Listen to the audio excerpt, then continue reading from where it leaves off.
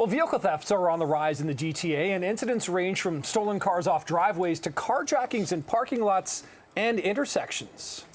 Yeah, with more on this, we're joined live in studio by Toronto's Police Chief Myron Demke, who is making his debut here at CP24 Breakfast. Welcome to the show, Chief. Thank you very much. Great to be here. Good to have you. Yeah. These car thefts, something that I think a lot of people across the city are really not only concerned about, but frustrated about as well. The last thing you want to do is buy a new car, park it in the driveway, and get it, picked off.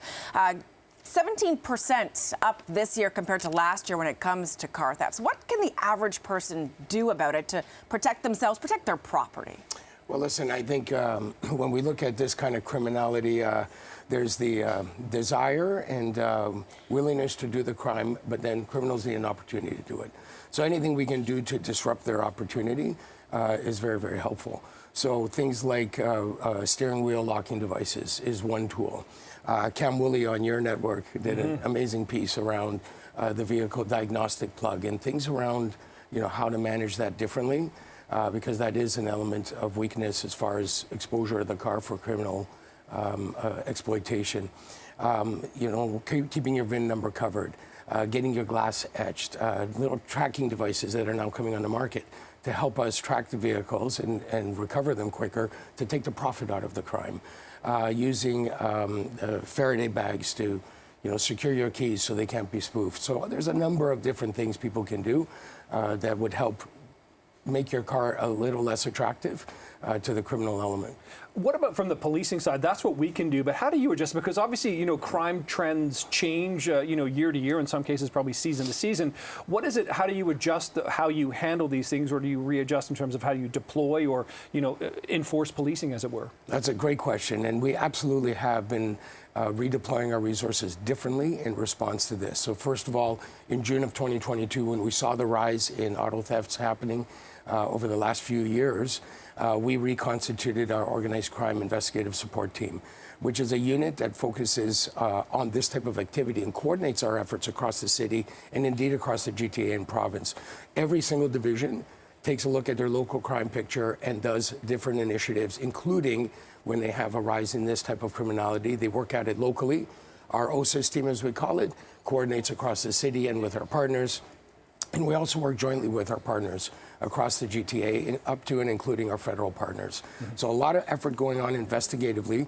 In addition, you will see greater amounts of uniform presence in different areas as we understand the trends on where this activity is taking place more.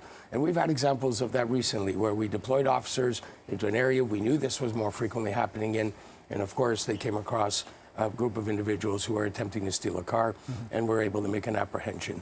So we're really focused on that type of collaboration in the city and across the GTA.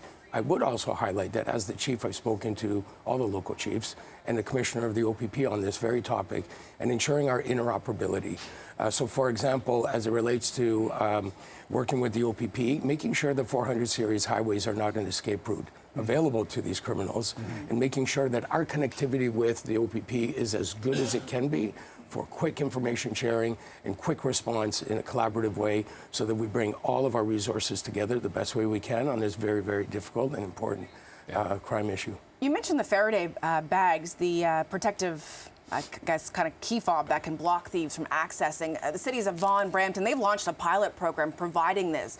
Firstly, is that something you support for the city of Toronto? And secondly, if we can put up that photo again that we were just showing, I believe it was 53 Division, people now taking it upon themselves to put these stanchions up in their driveways to block their vehicles in. Is this a good idea? Certainly it costs money, but is it a good idea?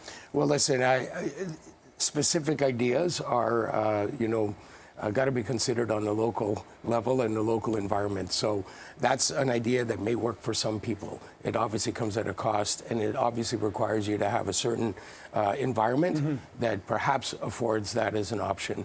But that's in essentially very limited circumstances. What's important, though, is to consider your environment in totality.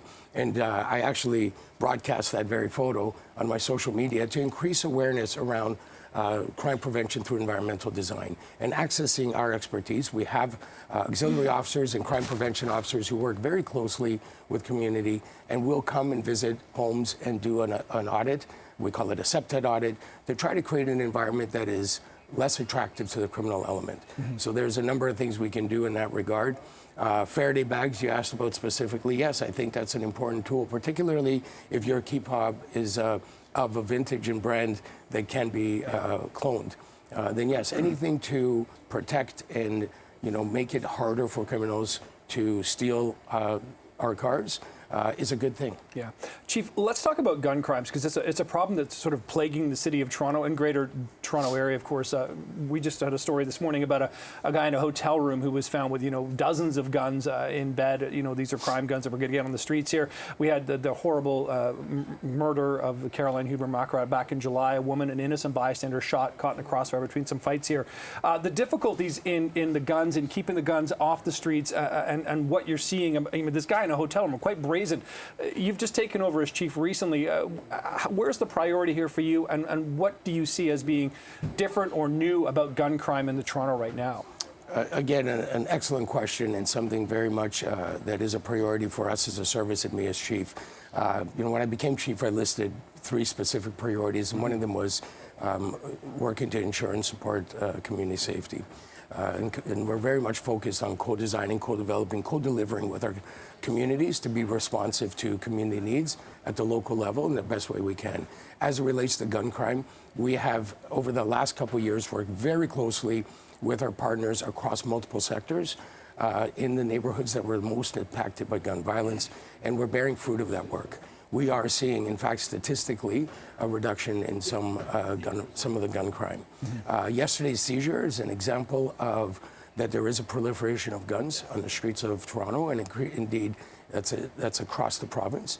Toronto has recovered hundreds of firearms already this year, and in this particular case, we know preliminary investigation that they're coming from the United States. So that's always going to be a concern for us, and we're going to stay laser focused on ensuring we focus on gun violence as we have in the past. Certainly will be as I will be doing as chief. Yeah, lots to discuss, and unfortunately, we're out of time. I still wanted to get to how you deal with mental health and a new mayor as well. That's an important relationship you have as the chief, but we'll save that for another time. Chief Myron Demke, thanks so much for making your way here to CP24 Yeah, good to meet you. Yeah, Look forward to coming back. Let's get you back here Thanks so soon, much. indeed. Okay, thank you for that, Chief.